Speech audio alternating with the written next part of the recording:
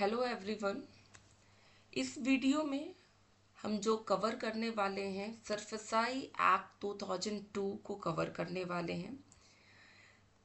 इस एक्ट को हम एग्ज़ाम पॉइंट ऑफ व्यू से ही कवर करेंगे।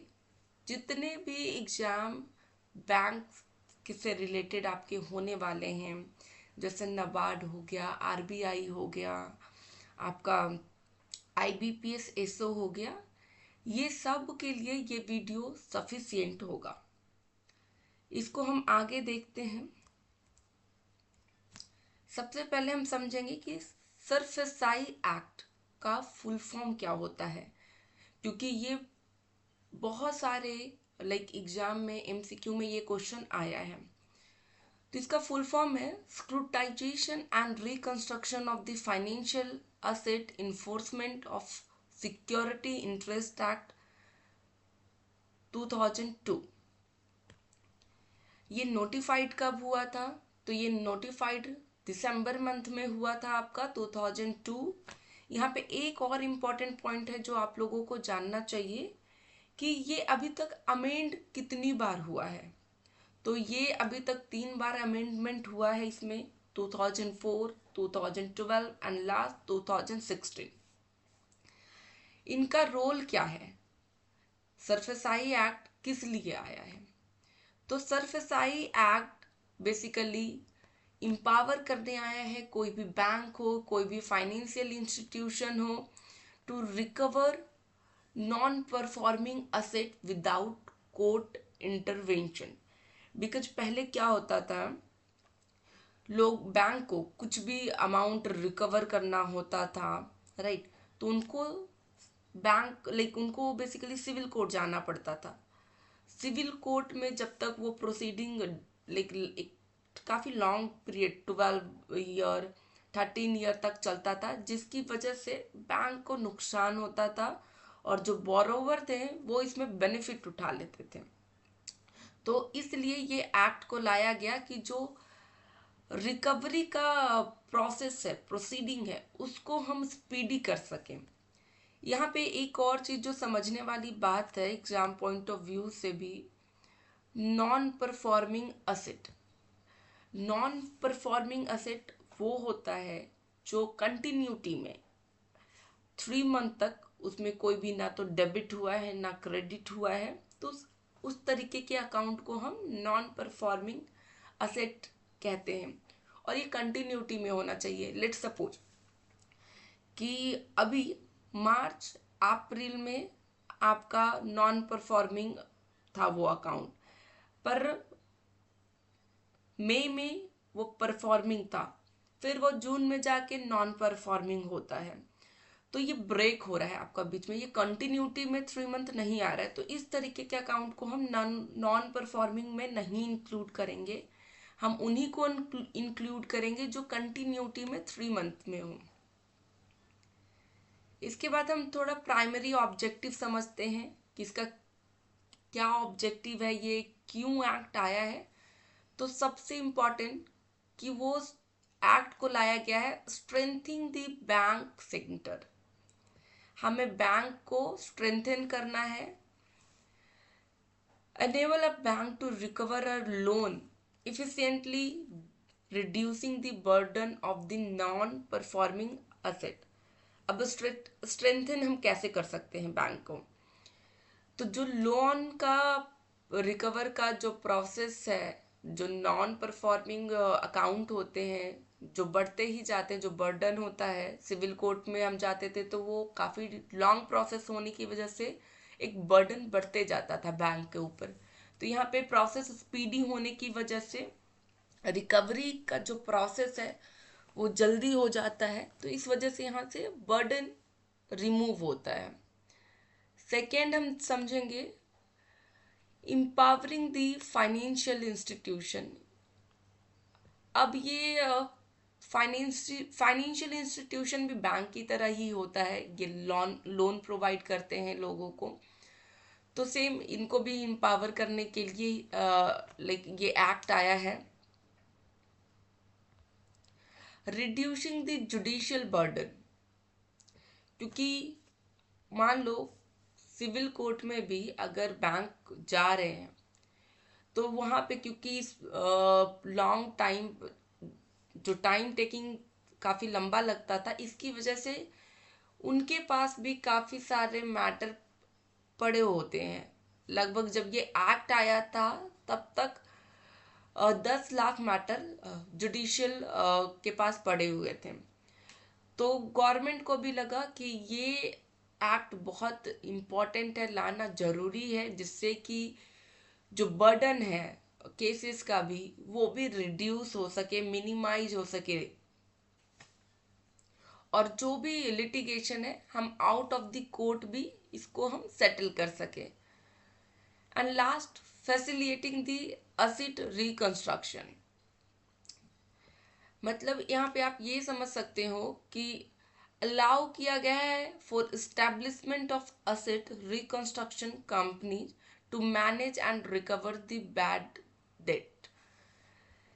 ये आप एग्जाम पॉइंट ऑफ व्यू से भी ध्यान रखना कि असेट रिकंस्ट्रक्शन जो कंपनी है ये एक तरीके की प्राइवेट कंपनी होती है जो आपका लोन अमाउंट होता है वो बैंक ना लेती है, वो बैंक आपसे रिकवर नहीं करती है, बैंक के बिहाफ पे असेट रिकंस्ट्रक्शन कंपनी रिकवर करती है जो भी बैड डेट होते हैं बैंक के पास।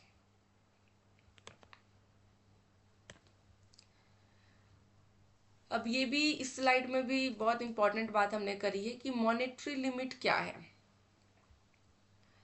देखिए, सरफसाई के लिए जो मिनिमम अमाउंट होना चाहिए, लोन अमाउंट 1 लाख होना चाहिए। 1 लाख से कम वाले इसमें कवर नहीं होते हैं, ठीक है। 1 लाख आपका होना चाहिए इसमें। The SARFAESI Act apply only when defaulted loan amount is 1 lakh और more, 1 लाख या फिर उससे ज़्यादा होना चाहिए।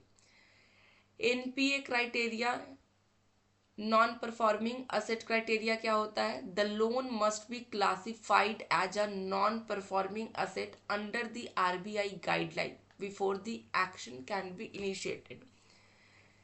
तो सरफेसाई प्रोसीडिंग इनिशिएट करने के लिए दो बहुत इंपॉर्टेंट है जो आपको चेक करना चाहिए। क्या जो अमाउंट है वो 1 लाख और उससे ज़्यादा है तभी सरफेसाई एक्ट में कवर होगा, या फिर जो अकाउंट है क्या नॉन परफॉर्मिंग असेट है as per the RBI guideline. अगर हाँ तो ही आप सरफेसाई एक्ट में कवर होते हो। एग्जम्पशन किनको मिला है? Where the SARFAESI does not apply. देखिए, जो भी, ये तो मैंने ऊपर ही कवर कर दिया कि जो 1 लाख है उससे ऊपर है वही कवर होते हैं, तो इट मीन्स कि लोन विदाउट 1 लाख वो इसमें कवर नहीं होंगे। कोई भी एग्रीकल्चर लैंड हो तो ये भी कवर नहीं होता है। इसमें एक बहुत ही इम्पोर्टेंट सुप्रीम कोर्ट का जजमेंट भी है जिसको मैं नीचे स्लाइड में कवर करूंगी, तब मैं इस पॉइंट को आपको बता भी दूंगी। तो मान लीजिए जो एग्रीकल्चर लैंड है वो तो कवर नहीं होता, बट लेट सपोज कोई एग्रीकल्चर लैंड है बट आप उसको यूज एग्रीकल्चर लैंड की तरह नहीं कर रहे हो, किसी और पर्पस से कर रहे हो, उस केस में सरफेसाई एक्ट कवर होगा, लगेगा। और एक बहुत ही इम्पॉर्टेंट पॉइंट है, आप इसे नोट कर लेना एग्जाम पॉइंट ऑफ व्यू से भी, कि सरफेसाई एक्ट सिर्फ सिक्योर लोन पे ही कवर होता है, अनसिक्योर लोन पे ये नहीं लगता है।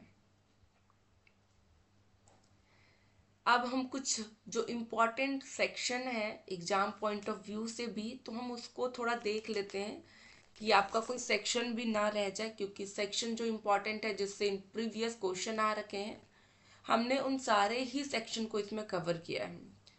तो सबसे पहले समझिए सेक्शन 13 में क्या बात की गई है। सेक्शन 13(2) में ये बात की गई है कि in case of a loan default bank issue a 60 days notice to a borrower demanding a repayment. तो जैसे कि हमने पहले बात करी कि क्या क्या देखना है कि जिससे सरफेसाई एक्ट में आप आ रहे हो, कवर हो रहे हो, सबसे पहले कि आपका अमाउंट जो है 1 लाख या उससे ज़्यादा होना चाहिए, प्लस आपका अकाउंट नॉन परफॉर्मिंग असेट होना चाहिए और सिक्योर लोन होना चाहिए।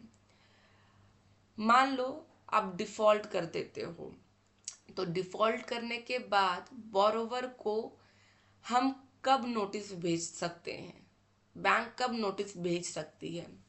तो बैंक 60 डेज में नोटिस भेज सकती है बोरोवर को डिमांडिंग दी रीपेमेंट। तो ये बहुत ही इम्पोर्टेंट सेक्शन है 13 सब क्लॉज 2, आप इसको ध्यान रखिएगा। और सबसे इम्पोर्टेंट है 60 डेज नोटिस। ये नहीं भी तो हर बार एग्जाम में ये क्वेश्चन आता ही आता है कि कितने टाइम पीरियड है या क्या ड्यूरेशन है आपका नोटिस का। इसके अलावा नेक्स्ट हम समझते हैं 13.4 sub clause 4। If the borrower fails to pay within a 60 days, the lender can take a possession of a secure asset, B. Sell the asset, recover the due, C. Appoint a manager to manage the asset, D. Take over the borrower business।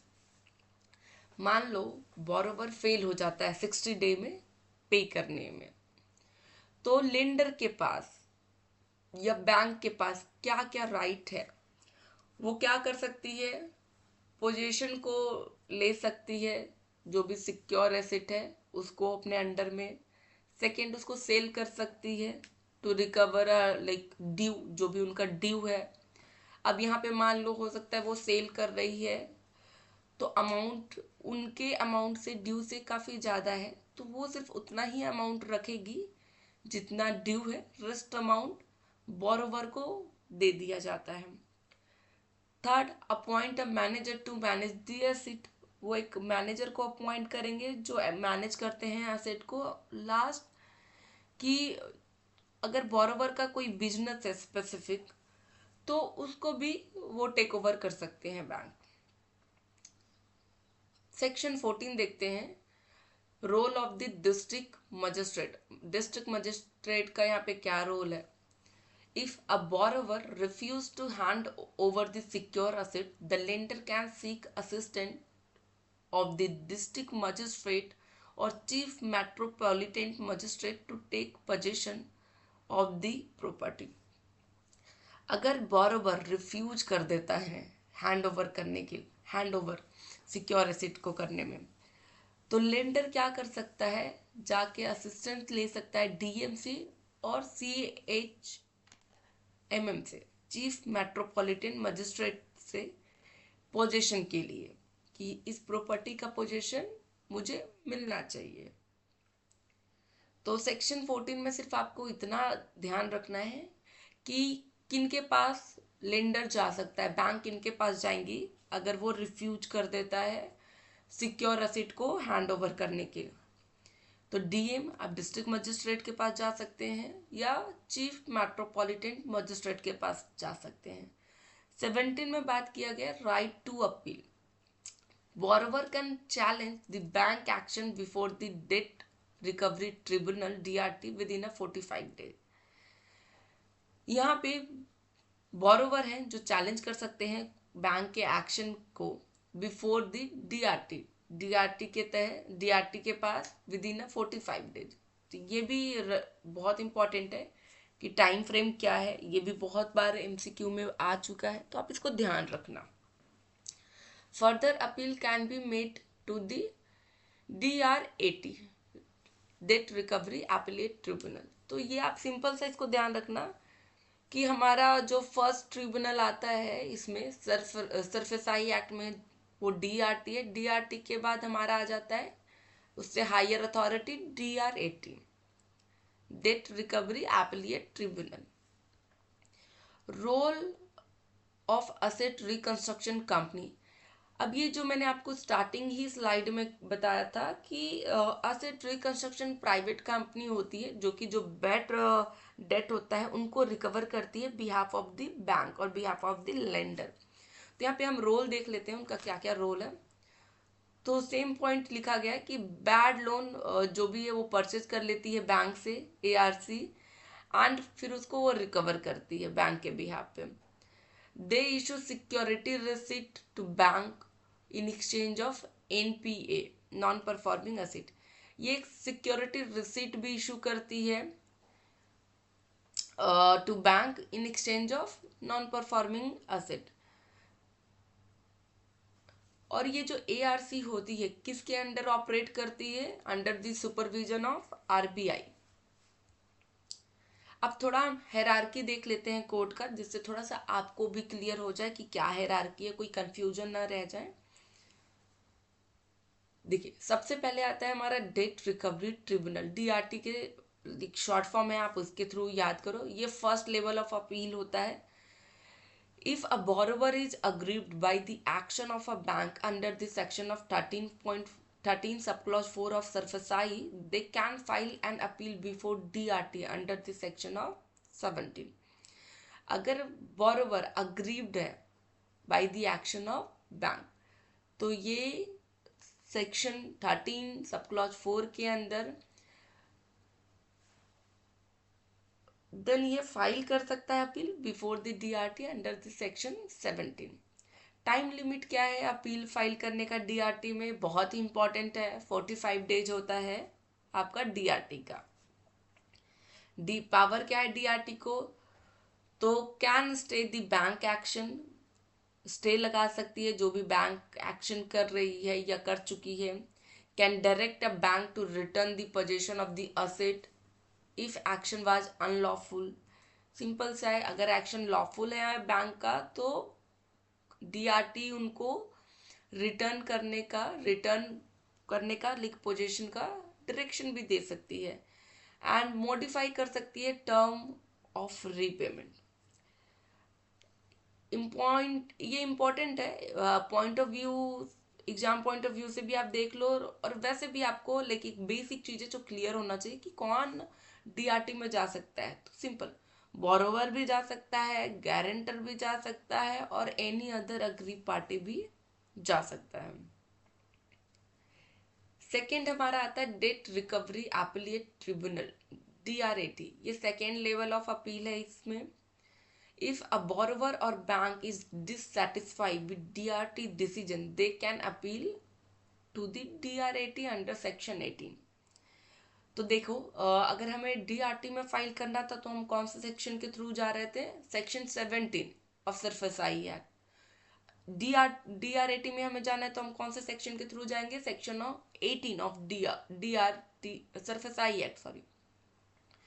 तो ये बहुत easy है याद करना। आपको अगर DRT का section याद है तो डीआरएटी का भी नेक्स्ट आपको ध्यान रहेगा। टाइम लिमिट क्या होता है? इंपॉर्टेंट है, 30 डेज होता है फ्रॉम द डीआरटी ऑर्डर। जब डीआरटी का ऑर्डर आया है उससे 30 डेज। प्री डिपॉजिट कंडीशन, इसमें एक और बहुत इंपॉर्टेंट पॉइंट है। जब आप डीआरएटी में जाते हो तो बोरोवर को क्या करना पड़ता है? जो 50% है ऑफ द आउटस्टैंडिंग ड्यू, वो आपको सबमिट करवाना पड़ता है इनिशियल ही मोमेंट पे अपील में। डीआरटी चाहे तो उसको रिड्यूस भी कर सकती है 25%, बट अगर एग्जाम में आता है कि क्या परसेंटेज है तो वो 50% है। ये इनके पास पावर है कि वो रिड्यूस कर सकती है, बट ये कहीं मेंशन नहीं है कि वो करेंगी ही करेंगी। डीआरएटी का रोल क्या है? तो ये रिव्यू करती है डीआरटी के डिसीजन को एंड कैन कंफर्म, मॉडिफाई और ओवरटर्न डीआरटी रूलिंग। थर्ड, मान लो कि कोई बोरोवर हो, लेंडर हो, कोई भी पार्टी हो जो डीआरएटी में भी लाइक सेटिस्फाई नहीं होती है, तो क्या वो हाई कोर्ट को अप्रोच कर सकती है? तो बिल्कुल यस, हाई कोर्ट को अप्रोच कर सकती है under the writ jurisdiction. If there is a violation of the constitutional right or principal natural justice, an aggrieved party can file a writ before the high court under the article of 226 of the constitution। ये तभी आएगी high court में, writ आप तभी file करोगे जब डीआरएटी में कोई भी कॉन्स्टिट्यूशनल राइट आपका वॉयलेट हुआ हो या प्रिंसिपल नेचुरल जस्टिस आपका वॉयलेट हुआ हो, तभी आप एक रिट लेकर आ सकते हो हाई कोर्ट में। अदरवाइज जो हाई कोर्ट है वो इंटरवेन नहीं करती है the gross violation of the law, और डीआरटी और डीआरएटी फेल्स टू प्रोवाइड जस्टिस। क्योंकि आपको पता है आप हाई कोर्ट में आ ही तभी सकते हो जब आप वायलेशन करते हो constitutional right, principle of natural justice. तो यहाँ पे सभी नहीं है कि किन्हीं को भी डीआरटी में प्रॉब्लम हुआ, सेटिस्फाई नहीं है तो हाई कोर्ट आ जाएंगे, ये चीज़ नहीं है। ये इम्पॉर्टेंट केस लॉ है, आप ध्यान देना, इसको ध्यान रखना। Mardia chemical limited versus union of India 2004। इसमें सुप्रीम कोर्ट ने रूल किया था that bank can not be act arbitrarily under the SERFSI and borrower should have opportunity to fair hearing। कि यहाँ पे आपको डीआरएटी में या डीआरटी में अगर आपको अपॉर्चुनिटी नहीं मिल रहा है फेयर, देन आप हाई कोर्ट या सुप्रीम कोर्ट ऑप्ट कर सकते हो, आ सकते हो। एंड इस केस लॉ के थ्रू, इस जजमेंट के थ्रू ये क्लियर किया गया है कि सरफेसाई एक्ट में कोई भी बैंक कोई भी ऐसा एक्शन नहीं ले सकती है जिसमें फेयर अपॉर्चुनिटी ऑफ हियरिंग नहीं दिया गया है बोरोवर को। लास्ट एक जो सबसे हमारा टॉप और एपेक्स कोर्ट है वो सुप्रीम कोर्ट है। If the matter involve significant question of law, parties can file the SLP। अगर क्वेश्चन ऑफ लॉ अगर आपका रहता है तो ही आप हाई सुप्रीम कोर्ट अप्रोच कर सकते हो SLP के थ्रू अंडर द आर्टिकल 136। पर जनरली हाई कोर्ट और सुप्रीम कोर्ट सरफेसाई में अप्रोच नहीं होता है। ये मैंने सिर्फ आपको सीक्वेंस और हायरार्की समझाने के लिए बताया है कि एक किस किस केस में हम कर सकते हैं। यहाँ पे देखो दो ही पॉइंट है, अगर कॉन्स्टिट्यूशनल इशू है तो आप सुप्रीम कोर्ट आ सकते हो, ग्रॉस मिसकैरेज ऑफ जस्टिस हुआ है तो आप आ सकते हो। इस वीडियो को हम यहाँ पे कंक्लूड करते हैं। एग्जाम पॉइंट ऑफ व्यू से मैंने सब कुछ ही कवर कर दिया है। एक मैं क्विक रिवीजन करा देती हूँ कि सरफेसाई एक्ट में हमें कितना अमाउंट होना चाहिए जब आप पे सरफेसाई एक्ट कवर होगा, तो 1 लाख एंड मोर, और एनपीए क्राइटेरिया होना चाहिए, मतलब आपका नॉन परफॉर्मिंग असेट होना चाहिए, और सिक्योर लोन पे ही सरफेसाई एक्ट लगता है। ठीक है, यहाँ पे आप एक पॉइंट और ऐड कर सकते हैं किस पे नहीं लग सकता है। तो ये दोनों पॉइंट तो आपका क्लियर है कि लोन आपका 1 लाख से बिलो है तो नहीं होगा, और अनसिक्योर लोन है तो नहीं होगा। बट इसको ध्यान रखने वाली बात है कि एग्रीकल्चर लैंड हो गया आपका, इसमें एक दो और एक्सेप्शन आपके आते हैं कि एयरक्राफ्ट हो गया मिलिट्री से रिलेटेड, तो उन पे भी आपका सरफेसाई एक्ट डायरेक्टली नहीं लग पाता है। हम नोटिस कौन से सेक्शन के थ्रू और क्या टाइम फ्रेम है, तो हम नोटिस जो भेजते हैं लोन डिफॉल्ट के लिए बोरोवर को 60 डेज का नोटिस पीरियड देते हैं, और सेक्शन 13 सब क्लॉज 2 में देते हैं बोरोवर को। बोरोवर के पास भी टाइम होता है कि वो जो नोटिस उनके पास आया है डिमांडिंग रिपेमेंट का, उसका वो ऑब्जेक्शन कर सकते हैं। और जब ऑब्जेक्शन आता है तो बैंक के पास भी पावर है कि 15 डेज के अंदर उनको वो रिप्लाई दे सकते हैं जो भी ऑब्जेक्शन बोरोवर का आया है। 13 सब क्लॉज 4 में अगर बोरोवर फेल हो जाता है तो उनके पास कितने दिन का टाइम फ्रेम है, 60 डेज का।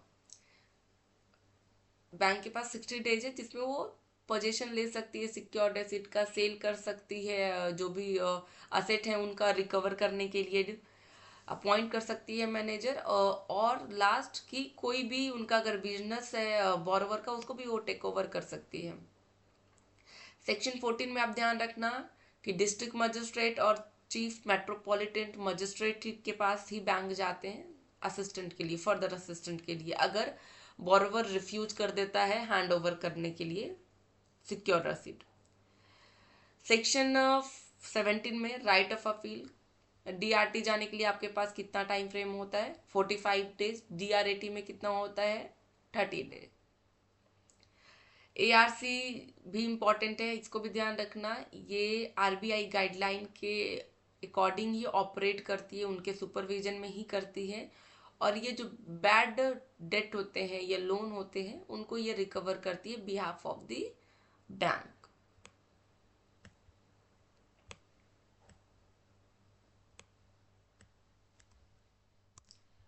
इस वीडियो को हम यहाँ पे कंक्लूड करते हैं। इससे रिलेटेड कोई भी क्वेरी हो या आप कुछ और डिटेल में जानना चाह रहे हो, आप मुझे मैसेज कर सकते हैं, या फिर मेरे Instagram channel the legal cast पे भी आप कनेक्ट कर सकते हैं। एंड हम इस एक्ट पे एक बहुत ही अच्छा और डिटेल में लाइव सेशन भी लेकर आएंगे जूम पे। तो मैं आप मेरे इंस्टाग्राम पे कनेक्टेड रहना, जब भी हमारा लाइव सेशन जूम पे आने वाला होगा तो मैं स्टोरी लगा दूंगी, नोटिफाई कर दूंगी, तो आप उसको चेक करते रहना। लाइव सेशन में आपके पास भी ऑप्शन होगा कि आप मुझसे डायरेक्टली जो भी लाइक क्वेरी है आप डायरेक्टली मुझसे कर सकते हैं और मैं उसको क्लियर कर सकती हूँ। Thank you for today, will meet you in a next video.